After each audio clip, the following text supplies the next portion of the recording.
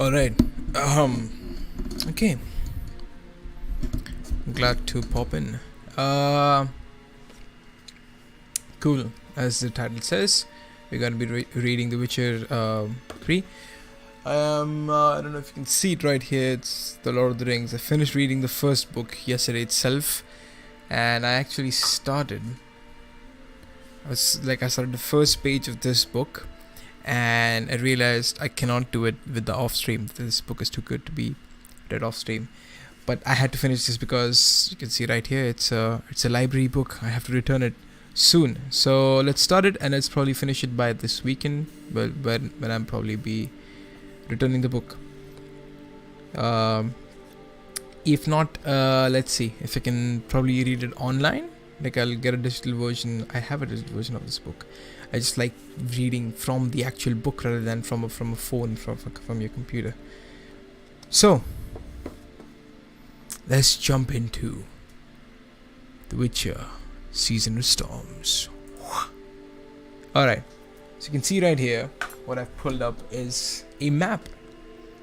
Yes, it is a map of The Witcher. So there's a few things in here.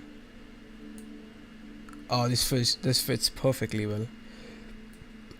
So this is a prop map created by the creators of the Witcher series on Netflix. So the accuracy is a little it's not drawn by the actual writer, like how Tolkien drew the maps for his books, or at least had maps included in the books. Same goes for, I don't think you can see it here, but same goes for A Song of Ice and Fire. George R.R. Martin, he included the map in the books, as well as if you get a deluxe box collection, you'll probably find a poster map that you can, stick to a wall or something. I don't know. But The Witcher isn't famous for not having a map drawn by the creator, the writer, Andrei Sapkowski. Andrei Sapkowski. That's the actual pronunciation. I believe that is. But here is a prop map created from reimagined from the description given in all the books. Did you finish the last one with Ahuara? Or you mean the Witcher book? This is the last book, I believe. I mean, this is the latest book. I don't know if there's any future books in it. I hope there are, but this is the latest one. This is a collection of short stories that take place after the novel series ends. Unless you're talking about something else, I don't know. Ahuara Huax. I think that's the first time I'm hearing or reading that name. So, yeah. But as I said, this map is a reimagination of the actual world of The Witcher called the Continent. And it feels a little... So, the other day I was with my friend comparing maps of, fantasy worlds. Like, oh, here's Westeros, which... I mean, it doesn't look good, but at least it looks realistic. There's a huge distinction between good-looking worlds and realistic-looking worlds. I think the world of Stormlight Archive, I don't know the name of the world, that looks good, but it doesn't look that realistic. I mean, it's fine, it kind of makes sense, but it just doesn't. But it looks good. That's the thing. You look at the Tolkien's map with Middle Earth, and that looks good. That looks really good, but it also kind of looks realistic. Kind of also not, because Mordor is surrounded by C-shaped mountains. I don't know where you will find mountains like that. Probably nowhere. The Last of the Mountain series. Oh, sorry. What did I read? The Last of the Novel series. Oh, you mean the... what's the name? So it's Baptism of Fire, Time of Contempt, Tower of Swallow, Lady of the Lake. I think that's the last one. I think I know what you're talking about. I think I know what I've read the book. It's been a long. It's been some time, but I've read the book, and I think I know what you're talking about. I just let me just. You know what? You know what? I'ma Google it.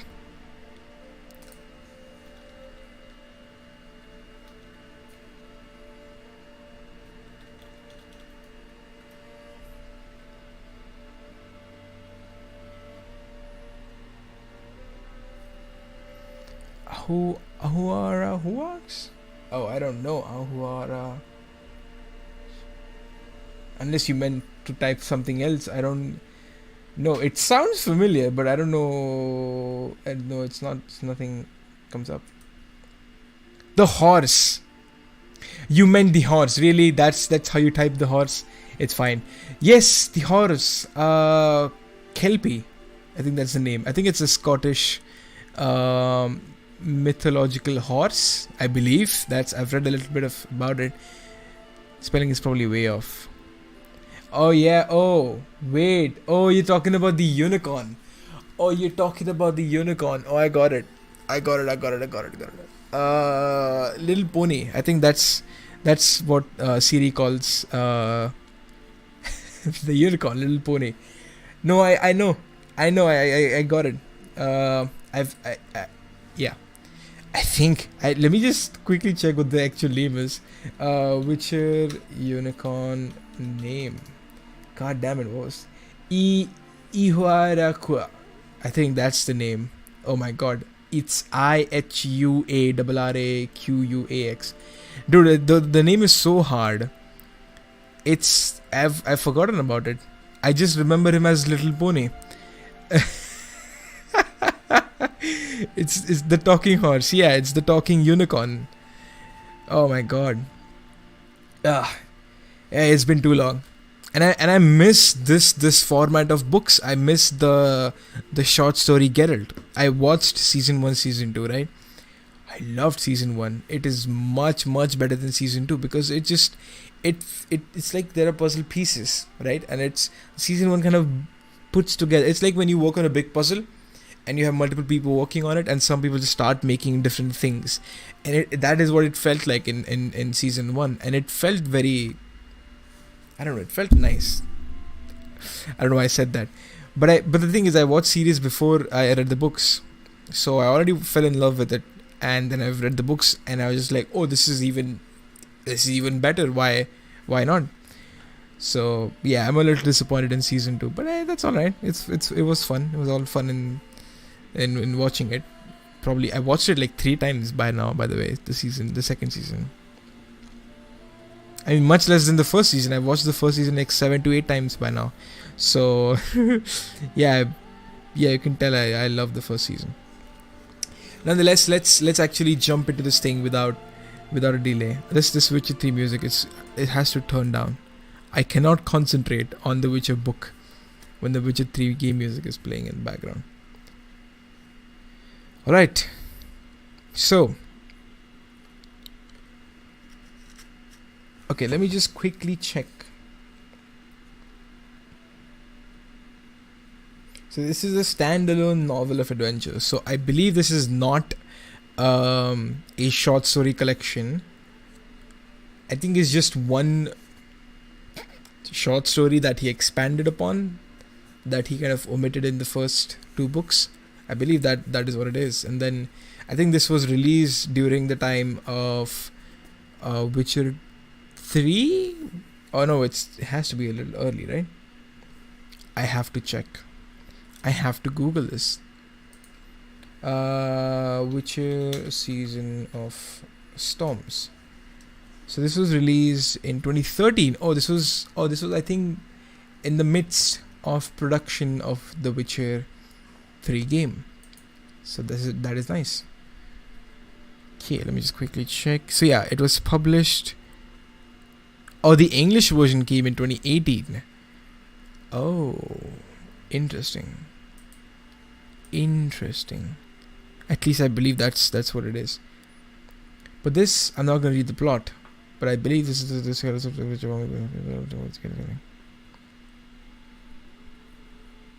Okay, so it is not the sequel to the Witcher saga, but rather is set between the short stories in the first book in the series. Okay, so this takes place before The Last Wish.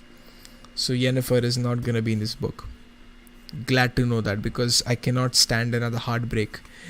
When I read the first 3 books actually, and I was bawling out, dude, every time they kind of, broke apart. Nonetheless, enough of that. Let's get into it. The Witcher, Season of Storms. Battle not with monsters, lest ye become a monster. For if you gaze into the abyss gazes back into you. Friedrich Nietzsche, Beyond Good and Evil. Ayo, what? Ayo, why you quote Nietzsche in this book? Okay, that's cool. That's fine. Very random, but okay. I like that how I don't know if it was Andre who quoted Nietzsche, or was it the translator? What's his name? David French, yeah. But okay, cool. I consider gazing into the abyss utter foolishness. There are many things in the world much more worth gazing into. Of course, Dandelion, half a century of poetry. My God, if Andre has an actual book titled Half a Century of Poetry, which consists poetry by Dandelion, I would love it. I would take it. Chapter 1. It lived only to kill. It was lying on the sun-warmed sand. It could sense the vibrations being transmitted through its hair, like feelers and bristles. Though the vibrations were still far off, the Idder could feel them distinctly and precisely. It was thus able to determine not only its quarry direction and speed of movement, but also its weight. As with most similar predators, the weight of the prey was of cardinal importance. Shit, I'm finding it hard to read. Stalking, attacking, and giving chase meant a lot of energy that had to be compensated by the calorific value of its food. Most predators similar to the Idder, whether that's the spelling IDR, Idder, would quit their attack if their prey was too small, but not the Idder. The Idder didn't exist to eat and sustain the species. It hadn't been created for that. It lived to kill. Moving its limbs cautiously, it exited the hollow, crawled over a rotten tree trunk, covered the clearing in 3 bounds, plunged into the fern-covered undergrowth, and melted into the thicket. It moved swiftly and noiselessly, now running, now leaping like a huge grasshopper. It sank into the thicket and pressed the segmented carapace of its abdomen to the ground. The vibrations in the ground became more and more distinct.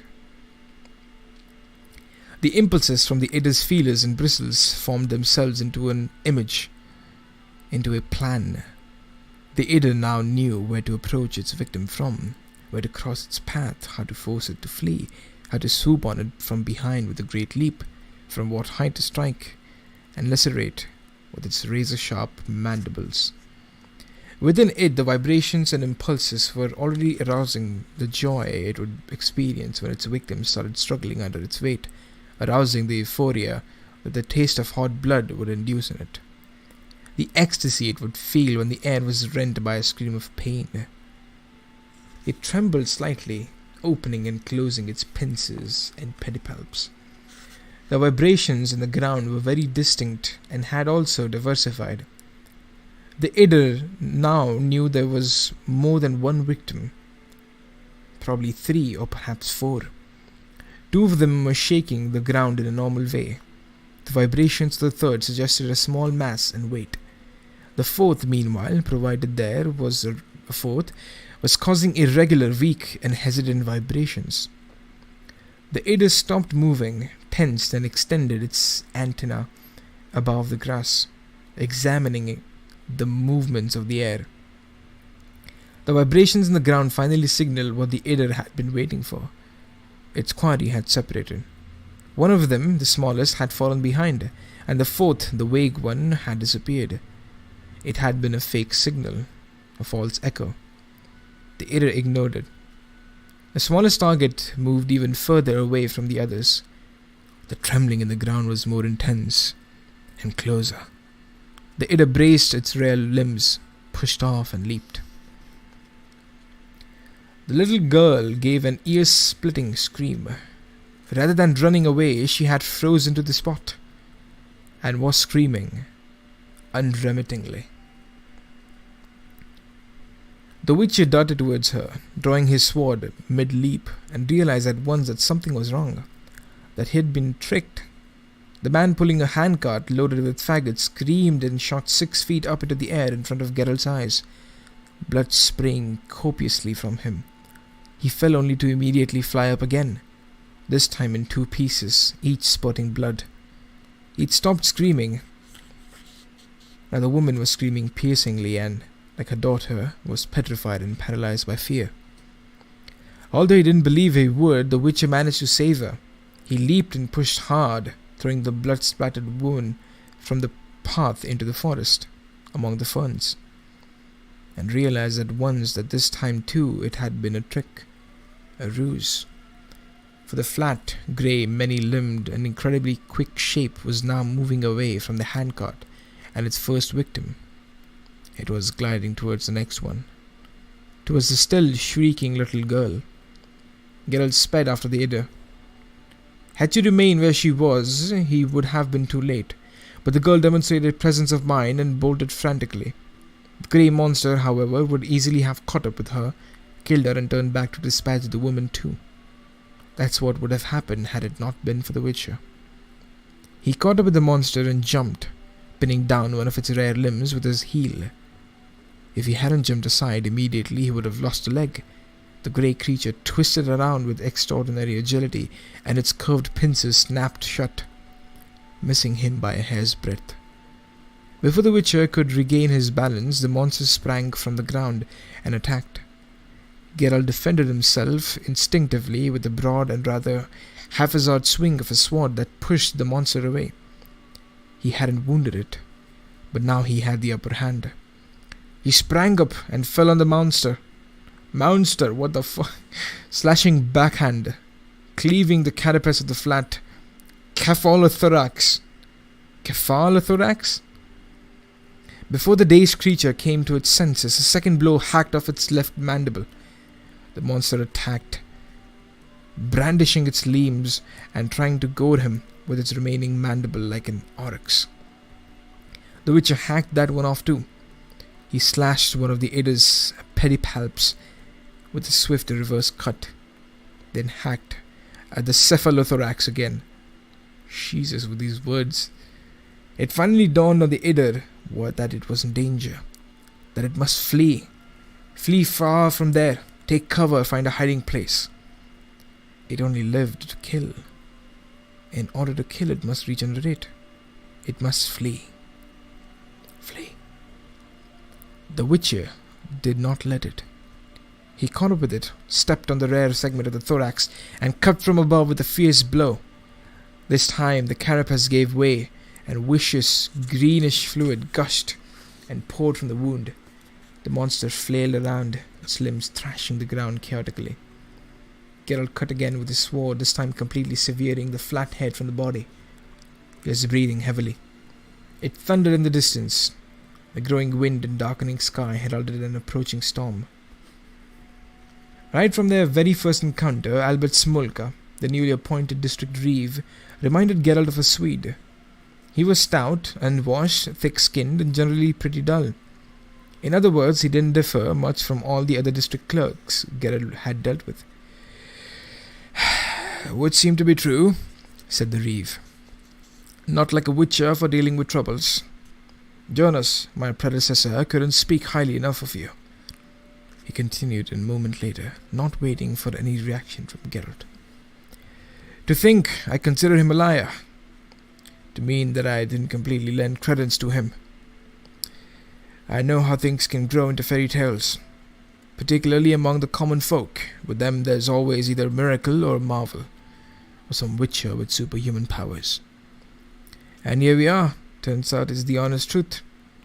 Uncounted people have died in that forest beyond that little river, and because it's a shortcut to the town, the fools went that way, to their own doom, heedless of warnings. These days, it's better not to loiter in badlands or wander through forests. Monsters and man-eaters everywhere. A dreadful thing has just happened in the Tukaj Hills of Temeria. A Sylvan Ghoul killed 15 people in a charcoal burner settlement. It's called Rogovizna. You must have heard, haven't you? But it's the truth. Cross my heart and hope to die. It's said even the wizardry have started an investigation in that their Rogovizna. Well, enough of stories. We are safe here in Ansigis now, thanks to you. Ansigis. Let me quickly... Hold on. Oh my god, did my mouse just disconnect or it did not? I don't know what I was on about. So in Temeria, where is Ansigis? No, in Temeria, there's a place called Rogovizna. Right?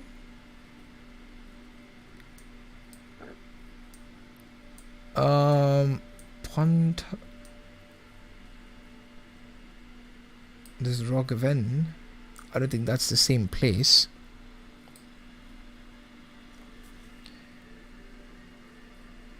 Tukaj Hills of Temeria. I do not know where are Tukaj Hills in Temeria. So I'm gonna assume there are none for now. At least not in this current map. But I wonder if there's a place called... I cannot actually search locations because some of these locations is just... Let's see. So we are in a place called Ansigis. Well, we'll get into it. Slowly but surely we'll get into it. He took a coffer from a chest of drawers, spread out a sheet of paper on the table and dipped a quill in an inkwell. You promised you'd killed the monster, he said, without raising his head. Seems you weren't having me on. You're a man of your word, for a vagabond. And you saved those people's lives, the woman and the lass. Did they even thank you, express their gratitude? No, they didn't. The Witcher clenched his jaw, because they haven't fully regained consciousness, and I'll be gone before they do, before they realize I used them as bait, convinced in my conceited arrogance that I was capable of saving all three of them. I'll be gone before it dawns on the girl, before she understands I'm to blame for her becoming a half-orphan. He felt bad, no doubt because of his elixirs he'd taken before the fight. No doubt. The monster is a right abomination. The reeve sprinkled some sand over the paper and then shook it off onto the floor. I had a look at the carcass when they brought it here. What on earth was it? Isn't Temeria the continent? Oh no, it's not. Oh no. Yeah, Temeria is just a small kingdom. You see right here? It's just a small kingdom between Rivia to its right, Aiden to its Aiden to its east, Redania to its north, and I believe Sidaris. I guess Brokilon comes under Temeria itself. Sidaris to its west, Verdun. So the small duchies basically. But no, Temeria is not the entire continent. The continent is just called the continent. There's no apparently there's no name for the continent. I mean, it will become Nilfgaard. Like the entire continent will just be named Nilfgaard after a point. But no, Temeria is a small kingdom. Part of it. Okay. Where was I? Well, the monster is a right abomination. I had a look at the carcass when they brought it here. What on earth was it? Geralt wasn't certain in that regard, but didn't intend to reveal his ignorance. An arachnomorph. Albert Smolka moved his lips, vainly trying to repeat the word. Makes no difference. When all said and done, did you dispatch it with the sword? With that blade? Can I take a look? No, you can't. Because it's no doubt enchanted, and it must be dear. Quite something. Well, here we are, drawing away and time's passing. The task's been executed, time for payment. But first, the formalities. Make your mark on the bill. Put a cross or some such. The Witcher took the bill from Smolka and held it up to the light. Look at him. The reeve shook his head, grimacing. What's this? Can you read? Geralt put the paper on the table and pushed it towards the official. A slight error has crept into the document, he said, calmly and softly. We agreed on 50 crowns. This bill has been made out for 80. Albert Smulka clasped his hands together and rested his chin on them. It isn't an error, he lowered his voice. Rather, a token of gratitude. You killed the monster and I'm sure it was an exacting job, so the sum won't astonish anyone. I don't understand. Pull the other one. Don't play the innocent. Trying to tell me that when Jonas was in charge, he never made out bills like this. I swear What do you swear? Geralt interrupted.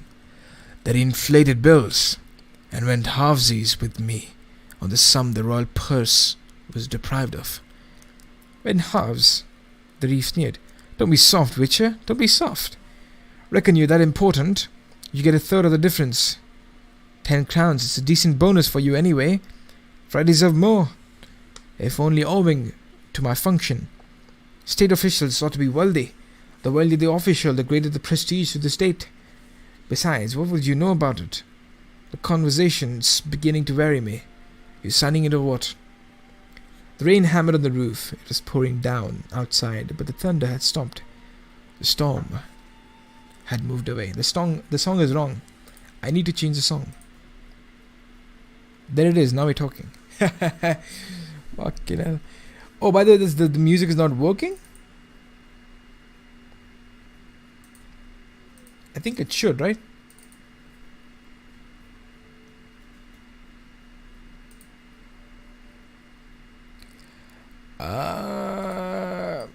I think it's not working. I'll keep it on for a second and see if it does work. Oh, there it is. The Hunter's Path.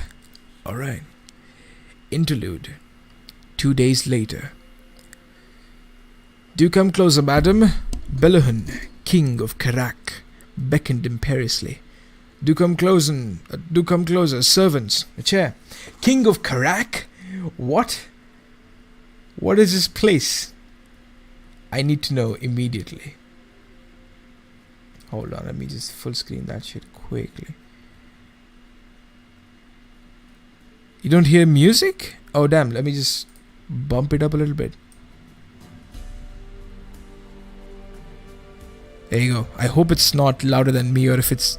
I hope it isn't distracting. Let me know if it's a little distracting from the actual book reading. Unless the book reading itself is not interesting, then you would prefer the music. Do not let me know that. It will hurt my feelings. But he's the king of Karak. Is this far south? Is because this cannot be Nilfgaard. He has never been to Nilfgaard before. At least not before the thing. But where is Karak? Jesus Christ. Is it actually in Nilfgaard though? It could be in Nilfgaard. There's Alba there. There's Vicovaro.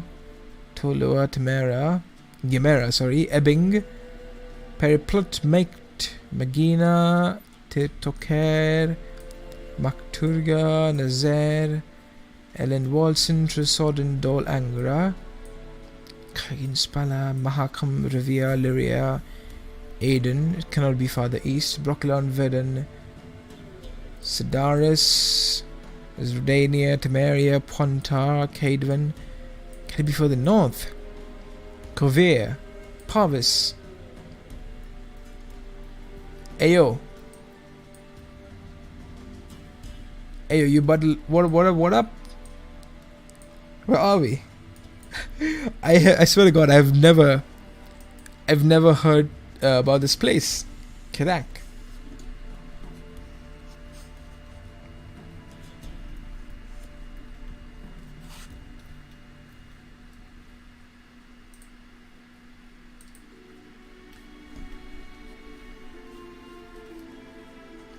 Karak. Oh, is it in far? Oh, I think it is north. It is extremely north. I believe it's extremely north. Oh, Sedaris. Oh, it's just what? Why does it say King of Karak? It's just one simple stupid tower. Hold on. It can't be. You gotta be kidding me, right? Let me go there. Hey, yo, stop, Aiden. Get out of here. No, nobody cares about you for now. I can't even... I think it's right there. You see? You see right there, right to the next to the B of the Broccolon? That's Kerak. It's one fort, by the way. Oh my god, delusional people calling themselves king of just one tower. Anyway. Just quickly turn down a little bit. A little bit is getting a little eerie. Alright. Do come closer, madam. Belohun, king of Kerak, beckoned imperiously. Do come closer. Servants, a chair. The chamber's vaulting was decorated with a plafond of a fresco depicting a sailing ship at sea, amidst mermen, hippocampi, and lobster-like creatures. The fresco on one of the walls, however, was a map of the world, an absolutely fanciful map, as Koral had long before realized, having little in common with the actual locations of lands and seas, but pleasing and tasteful. 2 pages luged in and set down a heavy, carved curul seat. The sorceress sat down, resting her hands on the armrests so that her ruby-encrusted bracelets would be very conspicuous and not escape the king's attention. She had a small ruby tiara on her coiffed hair and a ruby necklace on the plunging neckline of her dress. Of course. All especially for the royal audience. She wanted to make an impression, and had. King Belohun stared goggle-eyed, though it wasn't clear whether the rubies or the cleavage. Fucking Andre, man, always making it perverse. Belohun, son of Osmek, was, it could be said, a first-generation king. His father had made quite a considerable fortune from maritime trade, and probably also little from buccaneering. Having finished off the competition and monopolized the region's cabotage, Osmek named himself king. The act of self-anointed coronation had actually only formalized the status quo, and hence did not arouse significant quibbles nor provoke protests. Yeah, because they probably won't have any subjects. It was such a small fucking kingdom. Anyway, over the course of various private wars and skirmishes, Osmek had smoothed over border disputes and jurisdictional squabbles with his neighbours, Verdun and Sedaris. It was established where Kerak began, where it finished, and who ruled there. And since he ruled, he was king and deserved the title. But the natural order of things, titles and power passed from father to son, so no one was surprised when Belohun ascended his father's throne, following Osmek's death. Osmek admittedly had more sons, at least 4 of them, but they had all renounced their rights to the crown, one of them allegedly even of his own free will. Oh my God. So 3 of them were forced to renounce their rights. Thus Belohun had reigned in Kerak for over 20 years, deriving profits in shipbuilding, freight, fishery and piracy in keeping with family traditions, of course. And now King Belohun, seated on a raised throne, wearing a sable kalpak. Oh my god, look at this big ass text that the music popped up. Sorry. And now King Belohun, seated on the raised throne, wearing a sable kalpak and with a scepter in one hand, was granting an audience as majestic as a dung beetle on a cowpat. Our dear Madam Litter Nid, he greeted her, our favourite sorceress, Litternaid. That's the name, Litternaid. I'm gonna call her Lighter because that sounds nice. She has deigned to visit Kerak again, and surely for a long stay again. The sea air is good for me. Koral crossed her legs provocatively, displaying a booty with fashionable cock heels. With the gracious permission of your Royal Highness. The king glanced at his son sitting beside him. Both were tall and slender, quite unlike their father, who was bony and sinewy, but of not very imposing height. Neither did they look like brothers. The older, Egmund, had raven black hair, while Xander, who was a little younger, was almost albino blonde. Both looked at Lyda with dislike. They were evidently annoyed by the privilege that permitted sorceresses to sit in the presence of kings, and that such seated audiences were granted to them. The privilege was well established, however, and could not be flaunted by anyone wanting to be regarded as civilized. and Belohun's sons very much wanted to be regarded as civilized. "We graciously grant our permission," Belohun said slowly, "with one proviso." Kotal raised a hand and ostentatiously examined her fingernails. It was meant to signal that she couldn't give a shit about Belohun's proviso. The king didn't decode the signal, or if he did, he concealed it skillfully. "It has reached our ears," he puffed angrily, "that the Honourable Madam Nade makes magical concoctions available to women folk who don't want children, and helps those who are already pregnant to abort the fetus. We here in Karak consider such a practice immoral." "Well, what a woman has a natural right to cannot ipso facto be immoral. A woman," the king straightened up his skinny frame on the throne, "has the right to expect only two gifts from a man, a child in the summer and thin bass slippers in the winter. Both the former and the latter gifts are intended to keep the woman at home, since a home is the proper place for a woman, ascribed to her by nature. A woman with a swollen belly and offspring clinging to her frock will not stray from the home, and no foolish ideas will occur to her, which guarantees her man peace of mind. A man with peace of mind can labour hard for the purpose of increasing the wealth and prosperity of his king. Neither do any foolish ideas occur to a man confident of his marriage while toiling by the sweat of his brow and with his nose to the grindstone. But if someone tells a woman she can have a child when she wants and when she doesn't, she mustn't. And when to cap it all off, someone offers a method and passes her as psychic, an honourable lady, then the social order begins to totter." "That's right," interjected Prince Xander, who had been waiting for some time for a chance to interject. "Precisely," said he. "A woman who is averse to motherhood," continued Belohun, "a woman whose belly and cradle and a host of brats don't imprison her in the homestead, soon yields to carnal urges. The matter is, indeed, obvious and inevitable. Then a man loses his inner calm and balanced state of mind. Something suddenly goes out of kilter and sinks in his former harmony. Nay, it turns out that there is no harmony or order. In particular, there is none of the order that justifies the daily grind. And the truth is, I appropriate the results of that hard work. And from such thoughts, it's but a single step to upheaval, to sedition, rebellion, revolt. Do you see, Ned?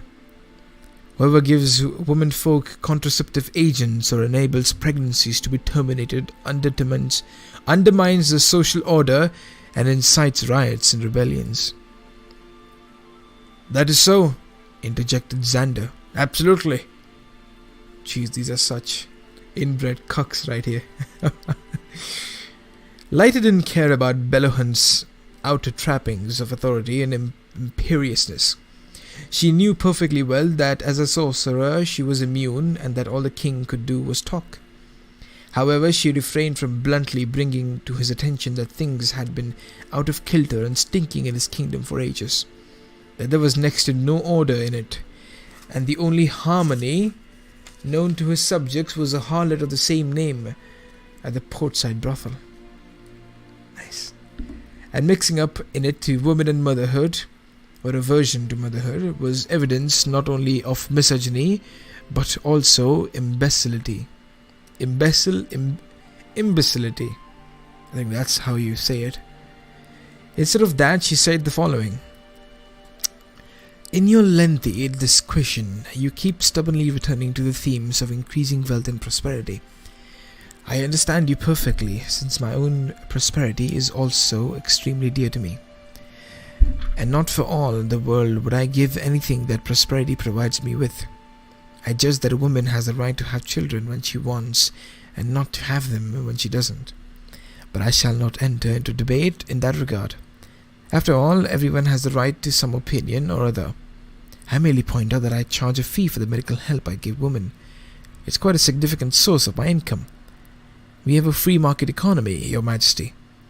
Please don't interfere with the sources of my income, because my income, as you well know, is also the income of the chapter and the entire consorority. And the consorority reacts extremely badly to any attempts to diminish its income. Are you trying to threaten me, Ned? The very thought. Not only am I not, but I declare my far-reaching help and collaboration. Know this, Bellahan, that if, as a result of the exploitation and plunder you are engaged in, unrest occurs in Karak, if, speaking grandiloquently, the fire of rebellion flares up, or if a rebellious rabble comes to drag you out by the balls, dethrone you, and hang you forthwith with a dry branch, then you'll be able to count on my consorority. And the sorcerers will come to your aid. We shan't allow revolt or anarchy, because they don't suit us either. So keep on exploiting and increasing your wealth. Feel free, and don't interfere with others doing the same. That's my request and advice. Advice? Fumed Xander, rising from his seat. You advising? My father? My father is the king. Kings don't listen to advice. Kings command. Sit down and be quiet, son, Bellahan grimaced. And you, witch, listen carefully. I have something to say to you. Yes? I'm taking a new lady wife, 17 years old. A little cherry, I tell you. A cherry on a tart. My congratulations. I'm doing it for dynastic reasons, out of concern for the succession and order in the land. Eggman, previously silent as the grave, jerked his head up. Succession, he snarled, and the evil glint in his eyes didn't escape Lada's notice.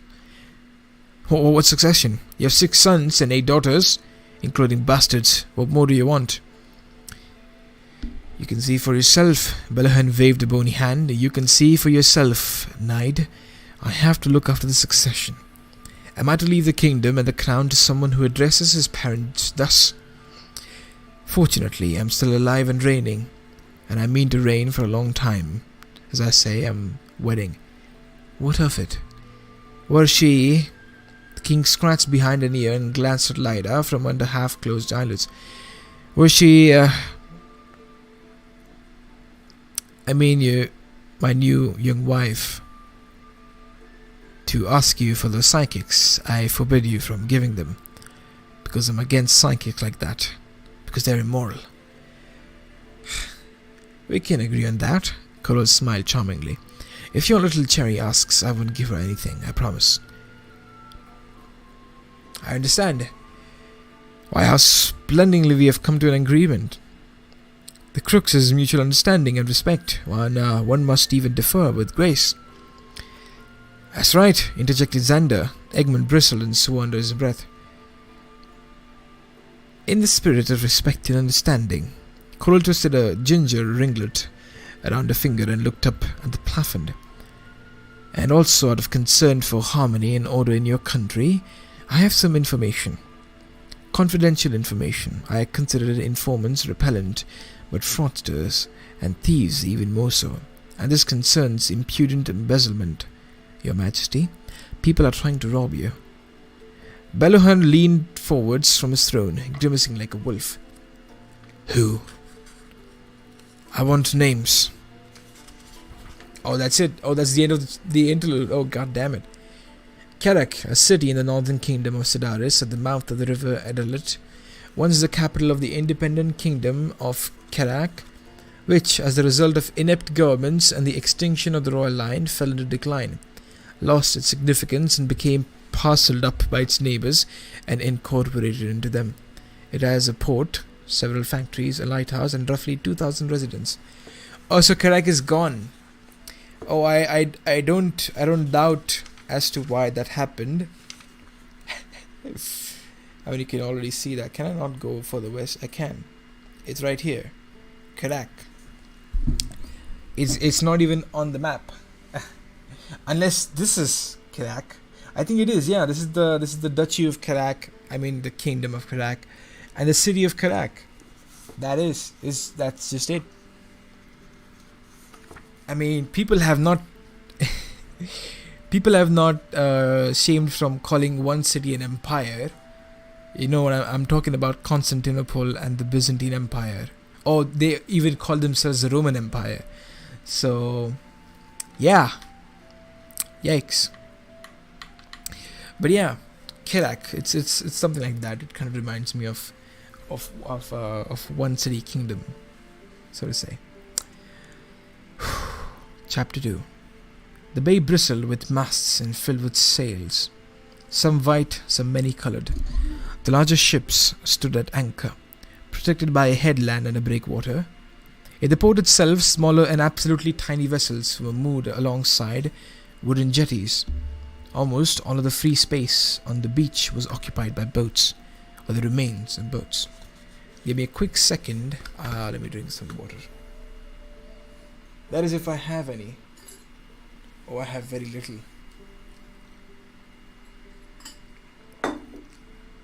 Man, it's in summer. You run out of water very quickly. It doesn't take 5 minutes for your water supply to just vanish in thin air. Okay. Almost all of the free space on the beach was occupied by boats, or the remains of boats. A white and red brick lighthouse, originally built by the elves and later renovated, stood tall at the end of the headland where it was being buffeted by wide breakers. The Witcher spurred his mare in her sides. Roach raised her head and flared her nostrils as though also enjoying the smell of the sea breeze. Urged on, she set off across the dunes towards the city now nearby, the city of Kerak. The chief metropolis of the kingdom, bearing the same name, was divided into 3 separate, distinct zones, straddling both banks of the mouth of the river Adalit. The port complex with docks and an industrial and commercial centre, including a shipyard and workshops as well as food processing plants, warehouses and stores, was located on the left bank of the Adalit. The river's right bank, an area called Palmyra, was occupied by the shacks and cottages of labourers and paupers, the houses and stalls of small traders, abattoirs and shambles, and numerous bars and dens that only livened up after nightfall, since Palmyra was also the district of entertainment and forbidden pleasures. It was also quite easy, as Geralt knew well, to lose one's purse or get a knife in the ribs there.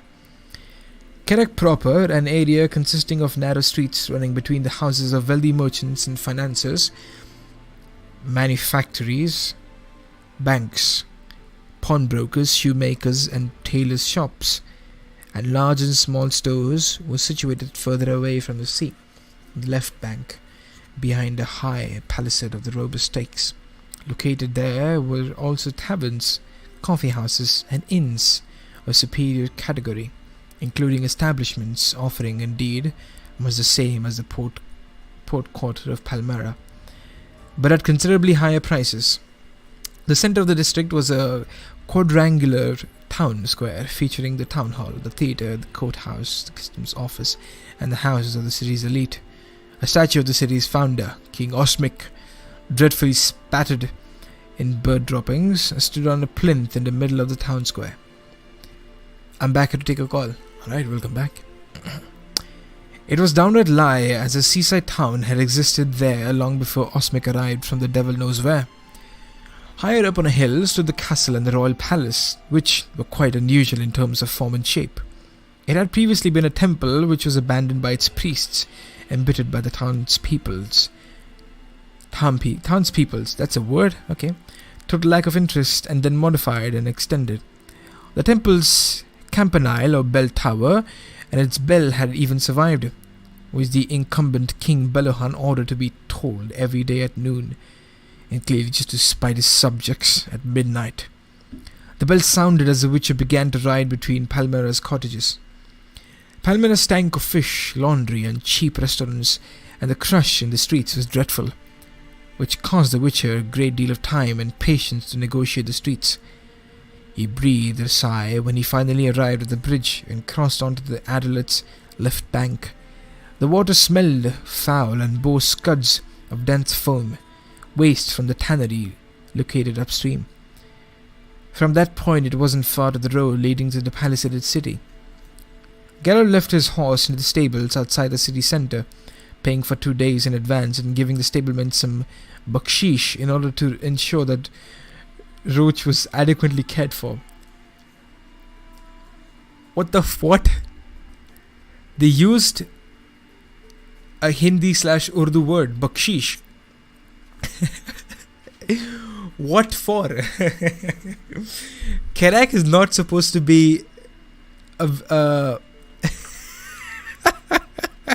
it's not supposed to be an Indo-Aryan kind of society. I don't know what. Oh my god, I hope the stream is not lagging, by the way. I have a bad feeling the stream is lagging. Oh, it is. It is lagging a lot. Is it because my laptop is heated up? It is. Oh my god. My laptop is super heated up. I do not know.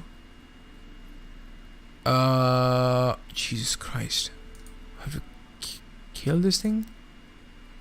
How do I stop the lag? Oh my god, I don't know if the audio is also lagging. I really don't know. But the video is definitely lagging. It's lagging a lot. Oh my god. Jesus Christ. Okay, I think what I'm gonna do is oh wait, is it? Oh, it's good. Oh, it's good now. Okay. Oh, there you go. Oh my god, dude. Oh, the lag. I pushed my stream like 40 minutes into the past. Man. Yeah, I need to get my laptop repaired, man. It's just heating up a lot. I cannot stream like this. I cannot continue like this. But yeah, I laughed because audio is good, video is lagging. Oh my god. Okay, that's kind of sucks. I mean, I can keep going.